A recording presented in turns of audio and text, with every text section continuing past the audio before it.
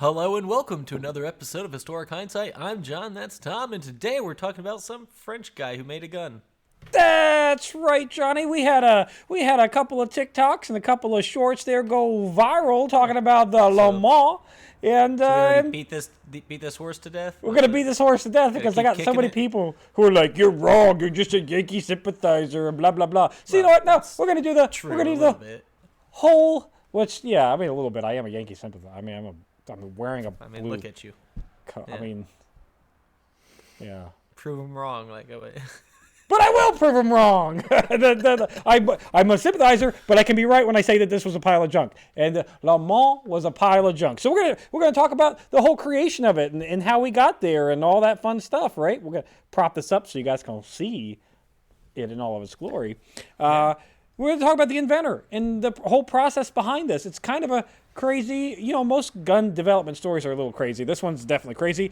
So the inventor is Jean-Alexandre Francais LeMat, because he is French, and that is the proper pronunciation, LeMat. But if you're dirty rebel, if you're dirty rebel, it's LeMat. Yeah, like it's New Orleans. It's LeMat. He is relatively unknown in the gun world prior to 1853, and that's because this is it. This is his sole. That's his first foray. And last, or just first? First and last foray into one-hit wonder. One and done. At the time of 1853, he was listed as Dr. LeMat at 188 Dauphine Street in New Orleans. Dauphine Street, New Orleans. It's one of those weird New Orleans names. He was granted a U.S. patent for his grape shot revolver, which is what this was nicknamed, on October 21st, 1856. And with very limited prototype production by Kreider in Philadelphia, so he had his first few guns that look significantly different than this. Their grips are turned down. And Forgotten Weapons. If you want to see the whole development, what the guns look like throughout that, you go watch his stuff. He's got some really good stuff over there about that. We're talking about the history of the person. So you said limited testing on it, but when you have such a great idea, you probably don't have to test it much. It's just going to work because it's a good idea, right? Yeah, sure. By the start of the war, he actually sent it to the Ordnance Department. One of those production models was sent to the U.S. Ordnance Department. They looked at it and they said, "Nah, we're good, bro. We're good. We don't. Not a fucking chance, man." Yeah. Well, I mean, a lot of ideas at their time were laughed at and then turned out to be brilliant inventions that changed the world. Sure. What makes this, I guess, again, if you haven't watched the YouTube short, what makes this unique is it's 9 shots with a shotgun barrel in the center. So he basically takes the center arbor, turns it into a shotgun, puts a bigger cylinder on top. Now you got 9 shots for pistol and a shotgun. I mean, on paper, fan-fucking-tastic. Put a shotgun on the bottom of a pistol. It's a good idea. It's amazing. And you get 10 shots versus the standard revolver 6. I mean, it's on paper, it's a good idea. But the U.S. Ordnance Department looked at it and said, "Nah, we're gonna pass on go with the best idea anybody's ever had for a gun." Sure. So at the start of the war, he's already been rejected by the U.S. Army. He's living down in New Orleans. He says, "Why don't we pitch it up to the Confederates?" And good for him. He has in-laws with General Beauregard, who's one of the higher ups. How about that? Who's also sort of in charge of the Ordnance Department at the start of the war for the Confederacy. Yeah. So, weird. That's a nice little shoe-in. That he has a connection there where he might get a military contract. I mean, it was early on in U.S. history. That kind of stuff doesn't happen anymore. They're not built off relationships now. It's about what's best for our military. Yeah, not a chance. There was zero production of this gun in 1861, like zero. It's just a couple of handmade prototypes at the very beginning. Beauregard, like I said, is his cousin by marriage. The Confederates are going to put in a contract for these guns. Both the Navy and the Army will put in for a contract. Like I said, really doesn't help that Beauregard is his cousin. Nepotism does help. At its finest. A lot that he's his cousin. That's why it happened. But now we got a contract, and we got a gun manufacturer with no manufacturing facilities or means to manufacture guns. They can't just convert a cotton mill real quick? Because where he got his prototypes made, that's Philadelphia. Oh, shoot. That's on the other side. Yeah. of the it's up north a little bit and of the line. So there's that's not some sort of small conflict going on in 1862. Yeah, that's not gonna something's going on. Work out well for him. So LeMat's going to team up with a C. Girard of the Smithsonian. He'll formerly work for the Smithsonian. He's also a dirty rebel sympathizer, also secedes, leaves the Smithsonian, do all that fun stuff. He's going to set up, work with Girard to help manufacture these revolvers. The problem is both LeMat and Girard are not manufacturer people. They have no experience in manufacturing. So Girard they're doing is everything but finding manufacturers for their gun. Nerd who works at a museum, and LeMat is doctor by trade. And this is his first invention. Has good big ideas though. Big does have some big ideas. They're going to team up with manufacturing with the FWC Cook and the Cook and Brothers Manufacturing in New Orleans. But as you all know, New Orleans falls pretty quick into Union hands at the start of the war. So your CW Cook and Cook Brothers Manufacturing is not going to be an option to produce these guns in any numbers. Shoot. Right when they had something lined up. It could have changed the war. Could have changed the war. So after New Orleans falls, Girard is going to run and flee off to Paris, where he's going to open up an office in Paris at Passage Joinville. He's going to call that operation the C. Girard and Company, which is set up for the manufacturing of the guns. Sort of.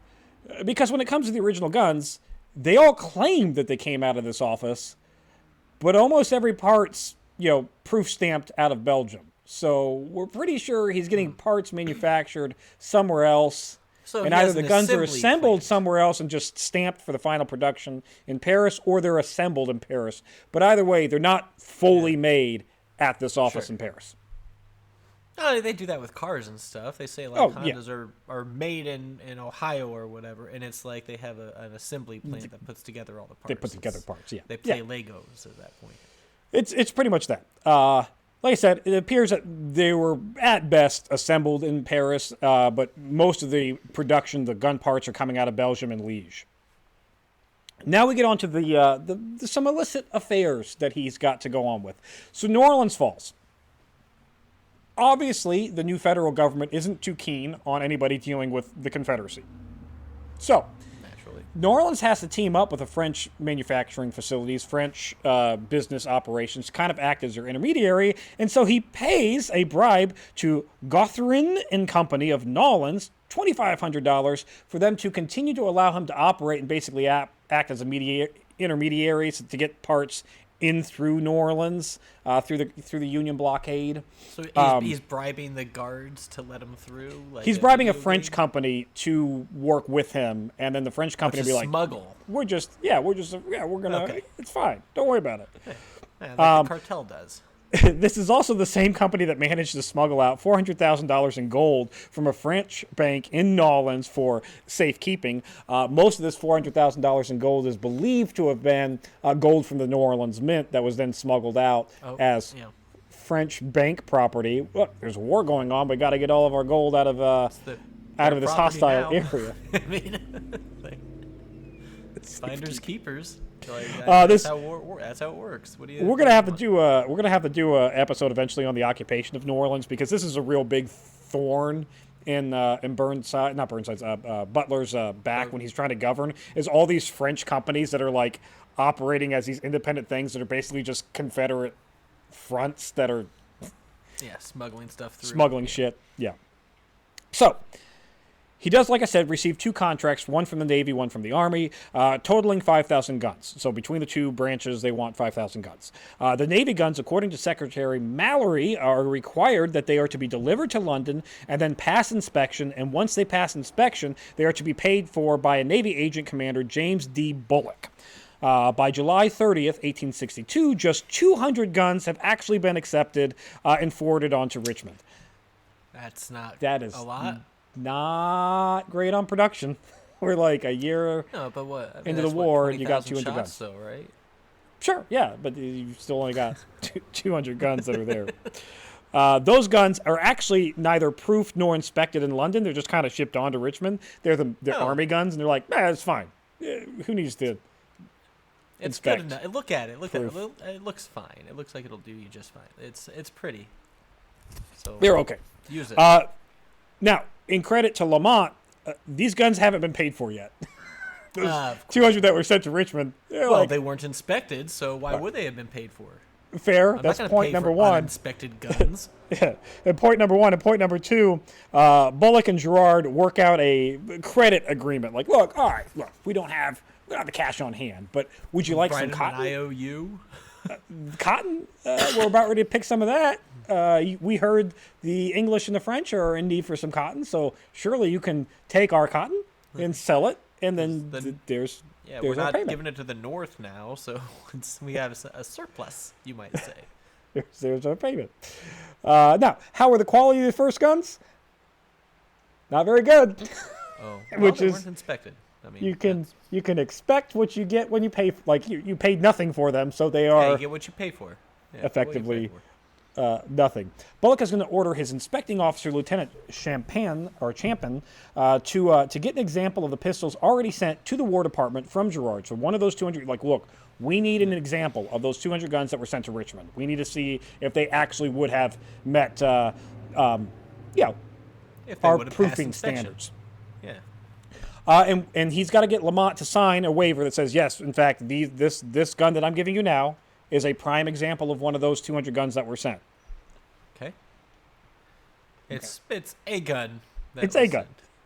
Sure. Yeah, that was around there. So Chapman, he's going to get the samples. He's going to then turn them over to his successor, Evans, who looks at the next 100 guns in the line that were supposed to be in accordance with the first 200 guns that were sent. Mm-hmm. And without doing an inspection, he's going to go, good enough. What? Ship them. Why? Just because they don't want to? Because ammo? I think it's like because they don't know how to do an inspection. I think it's just like we need as many weapons as we can get into the field. So fuck it, just send them. So he does. They didn't have time for that. And this is where it really doesn't make any sense, because he does note to Bullock that the pistols that he did look at, not inspect, but kind of like grab, look at before he shipped, said the fit and finish wasn't quite right. They just didn't lock up quite right. They were a little loose fitting. It seemed like they were got to made that point with and decided it didn't need a full inspection. A little bit less than quality iron, and then just said to hell with them. It feels like it came from Wish.com, but who knows? It's fine. Don't worry about it. Send them anyways. He also noted that one of the guns that he grabbed, he rapidly cocked, and he noticed that the timing was off. The cylinder rotated too far in advance, and the hammer would not have hit the primer center. So he goes, that's kind of a concern. But again, didn't actually inspect these 100 guns, just ship them. As somebody who's not a military expert, is it bad if you try to fire a gun and then it does not fire when you're in battle? That's a bad thing. Is that a hazard in any way? Like that's it's a bad thing. Not good, right? Okay. There are two things that can happen when the timing of a revolver is out of whack. And by timing, I mean as I pull the hammer and it cocks, it does its whole thing. The cylinder needs to be locked up with the barrel in the correct position so that the bullet can go from the cylinder through the barrel. Yeah, everything lines up, right? Up. Yeah. If that timing is off, one of two things can happen with a cap and ball pistol. The hammer could not strike the primer flush. The gun won't go off, and then in combat, that's bad. It's just a misfire. But yeah. The more bad thing that can happen is that the hammer does hit the primer good enough that the gun goes off, but now that cylinder doesn't exactly line up with the barrel, and now the bullet is got a fight between the barrel and the cylinder. And the best case scenario on that you get shaved lead. Worst case scenario is the gun kind of disintegrates in your hand. Yeah, I'm guessing against a bullet being fired out of it, the bullet wins more often than the barrel of a gun if it's it's halfway shot. Yeah, it's not the explosion is going to happen. This one is the small little lead balls, right? Yeah. It's not a conical bullet revolver. Oh no, they were conical, but it's they not had them like that it's way not too? it's not a cartridge. It's not like a copper end on the back. It's just a lead bullet. Yeah. But okay. Yeah. So already have a reported problem with these guns. Bullock was pissed. He goes, why did you not actually fucking inspect these guns like I asked you to? Yep. And B, why did you send them on to Richmond? This is kind of ridiculous. But they get shipped to the Richmond's Ordnance Department, ultimately for rejection or acceptance. Now, ordnance record shows that 150 guns making it through the blockade in July of 1863 were immediately rejected due to faults. Yeah. That's too bad. Bullock, upset at the quality, goes to the London Armory Company and asks them for a quote to make the LeMats. He goes, look, we like the idea of the gun. Clearly what's coming out of France/Belgium isn't meeting the standards that we need. So he goes to a reputable London source with an example of the gun. How much would it cost you to make these guns? They quote him £5 each, which seems real fucking cheap to make the gun. Just £5. That seems cheap. Because Colts at the time, not to make, but to buy, were like $20. So be good margins if they were making Colts at $5 and selling for $20. I mean, that's making good margins. Yeah, that's pretty damn good.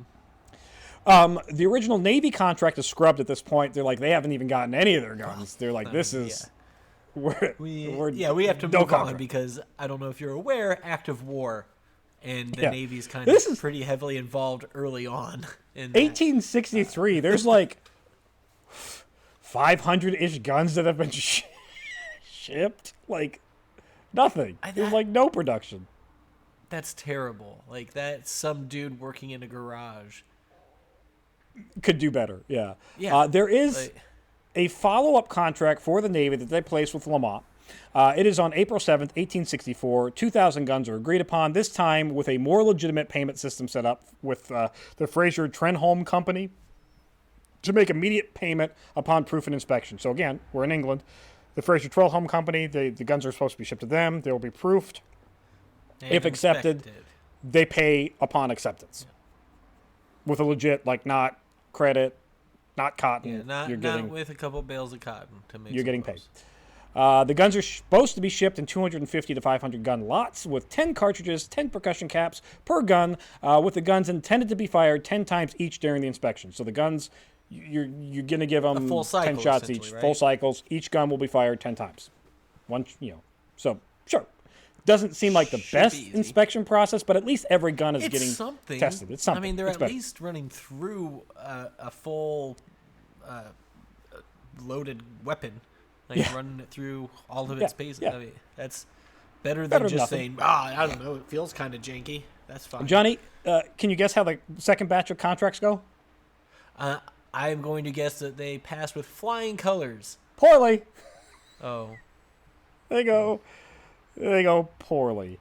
So W.H. Murdaugh is assigned to inspect the guns in Paris at the Girard factory. He finds the exact same problems that Bullock found earlier. In his letter to Flag Officer Barron, who's the head of the Navy in Europe, who's supposed to be dealing with the Confederacy and the procurement of arms in Europe. So this is like, for you at home doubting because I'm just a guy in the blue, this is your head of the whole procurement for the Navy who's stationed in Europe of your Confederate Army. This is the head guy. I'm not yelling at you.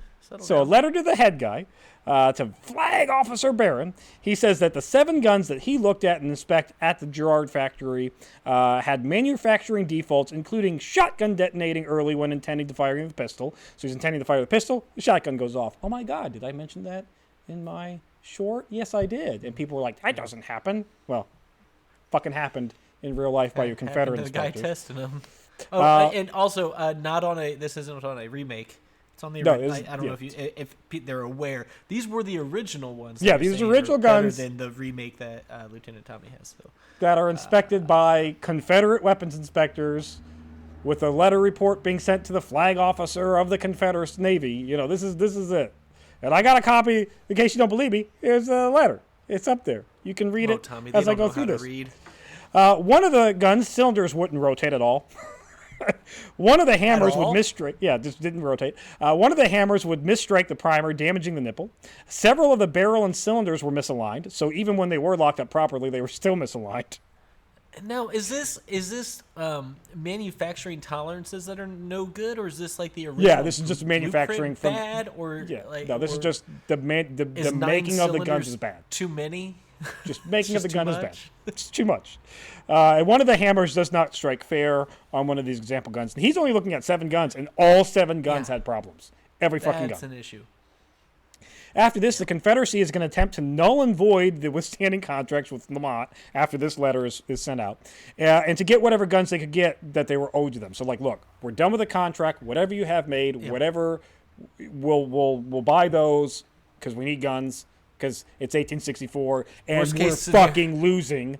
So we need what we can get. Scenario, they melt them down and have raw material, right? Like, which actually, that might have been a better option for them. Like, that might have been what they should have done with all of them.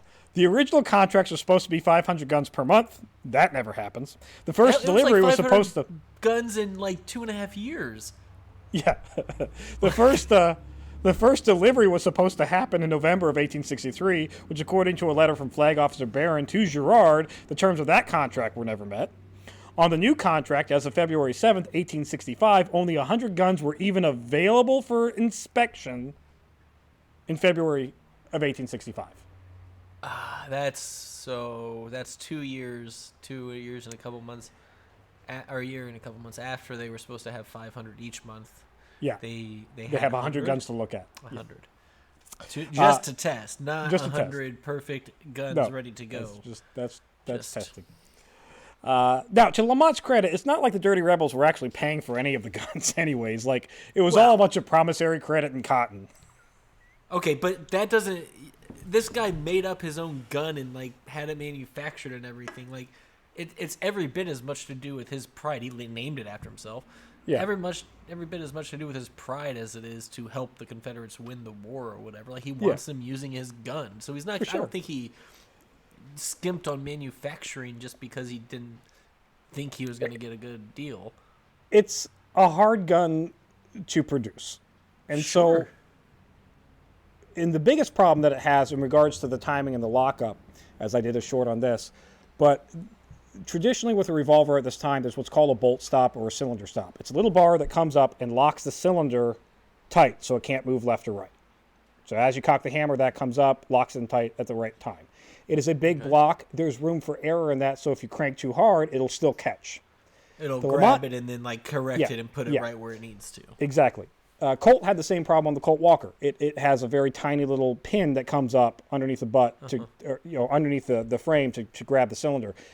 And they learned quickly, Colt learned quickly that little pin wasn't enough. What does LeMat do? A little pin that's like even half the size of what the Walker was doing. So the gun has to be timed perfectly, which means you have to cock it at just the right speed. Too slow, you have a fuck up. Too fast, you have a fuck up.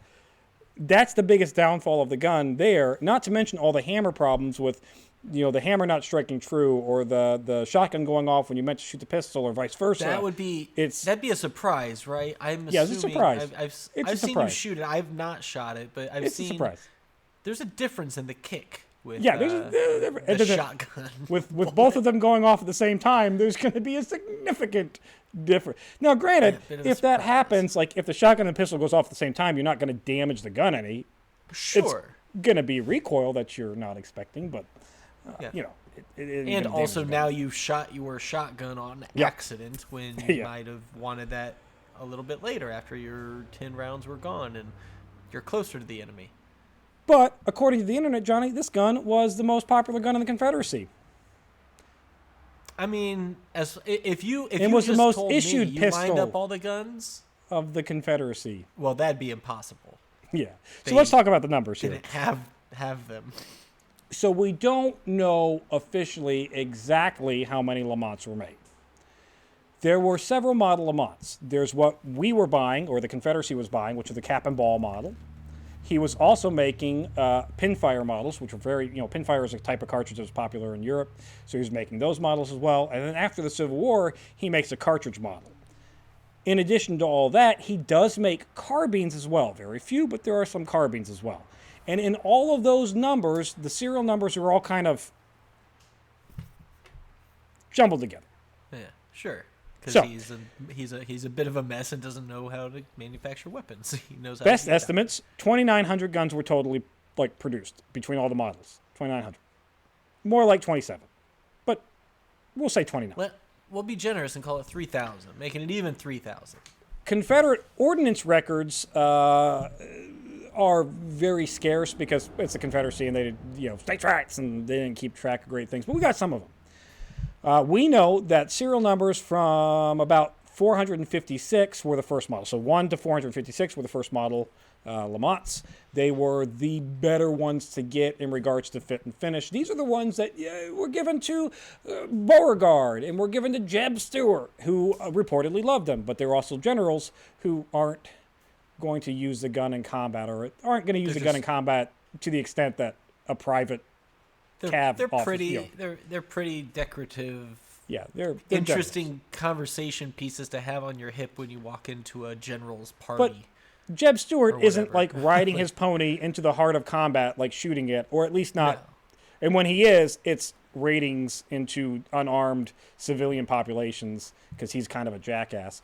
And Beauregard, he's not fucking using the gun in combat at all. He's well behind front lines. But the average private who's on the field is like, my life depends on this. I'm riding my pony to click, bang. Oh, it didn't go off. Shit. Oh, the shotgun went off instead. Ah, shit. Oh, it's not even fucking hands on it to rotate it. You know, all those kinds of, it's just, they didn't like it. There are plenty of journal entries about people going, Confederate privates going, this gun is shit, dishing it for whatever Union gun that they can come across. A Colt, a Remington, anything else besides looting that. Bodies. Looting bodies. Swapping weapons. From about 500 serial, there's about a 500 serial number block that we know was set off to England for English production. We don't really know if those guns were ever produced or not, but we know that there were 500 serial number block that was set aside for English production. For them to produce, yeah. Yes. The remaining 1,500 guns in the total production serial blocks, we already saw rejected lots, poor quality control. We've seen, 400-ish guns that were inspected that were like, these are shit, we don't like them, rejections. Mm-hmm. Or shipped over, but like known issues. So even if every gun that we're talking about made it to the Confederate lines, which we also know didn't happen because we have Union records of capturing blockade runners and LeMats being in captured guns. Yeah. So even if every gun made it, knowing what we know about the serial number, you're talking about 1,000 to 1,500 guns total at max making the Confederacy. And we know that that's not true. In reality, it's probably more likely to believe that about 500-ish guns. Right. Well, and then the total size of the Confederate Army was about 2,000, 2,500 people? And so most of them could have been using... Or, and I guess, was it more like 750,000 soldiers? Oh, was it closer to 1 million than it was to 2,500? Yeah, a little bit closer. Okay. Now, by 1866, he is belly up. Production has ended. He is going to try to make a centerfire cartridge conversion, which everybody's like, oh, the centerfire cartridge conversion would be amazing. Yeah, he made it, and guess what? It also didn't sell. So I think maybe he just might want to tighten his tolerances for the manufacturing, If he's just drill 9 holes in this cylinder, maybe he should be more specific with how they should be spaced, how big they should be. I don't know, tighten it up, bud. Now, with that said, is that gun an amazing gun in Red Dead Redemption 2? Yes. Sure as fuck is. Is it a cool ass looking gun, and is it one of my favorite guns in the collection? Sure ass is. It's an amazing. It's awesome. Does brilliant idea? Yeah. Is it an amazing gun on the Western show? What is that? They're like robots, and they're in a Wild West village thing, but everybody's all robots. Oh, High Noon. Everybody at home knows what I'm talking about, but Shanghai not you because you don't watch TV. Sure. It's an amazing Westworld. That's the show. It's an amazing gun in Westworld, but in reality, it was pure shit. Now, what happens to LeMat? You might be asking. Oh, François LeMat. He's actually going to lead a legion of troops in the Franco-Prussian War. So this was just some doctor who just had some weird fetish about war. I think so. And he's like, I'm so bored killing people by just prescribing them cocaine and heroin or fucking whiskey or whatever. I want to kill them with a gun, but a shotgun with a pistol attached. It might be and that. I'm gonna do it.